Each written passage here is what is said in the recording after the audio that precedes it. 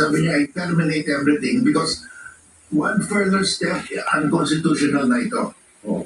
So ito yung ilalapit nilang joint development. Yeah, they're reviving it. Oh. At saka we are using Bakit pa hawak ng camera?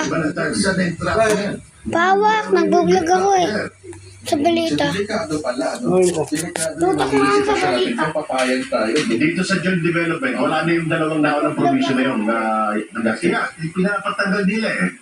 Wow. Oh. Ay, ano mapapala natin kung sakasakali ba sila na parang ganyan?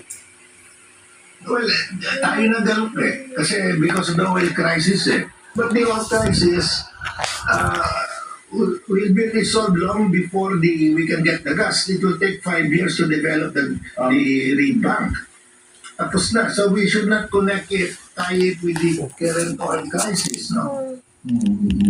Kasi ang rason, ang reason Well, ikaw na kasi. Ikaw na. some of the government officials sa DFA, because there's a oil crisis. Hindi naman magsusolve ito sa oil crisis ngayon eh.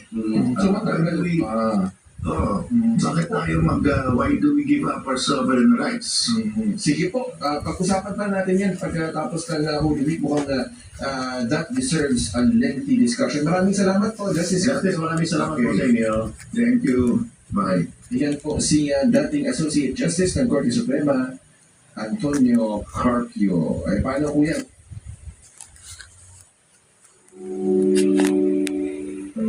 Mamaya mag-game.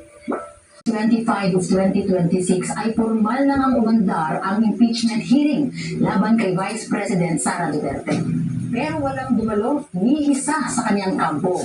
Bakit nila ito ang ginawa? At ano nga ba ang tinatawag sa batas na fishing expedition? Ano naman ang mga trending na pasabog ng Kongreso na lalong mas nagpainit sa isyong ito? Pag-usapan natin.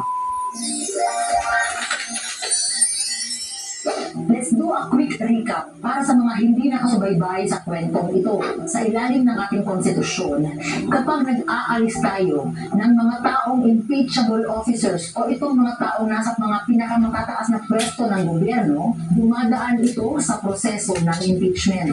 Nakahati ito sa dalawang bahagi. Ang House of Representatives ang nag-iimbestiga kung may probable cause ba o sapat na basehan para ituloy ang kaso.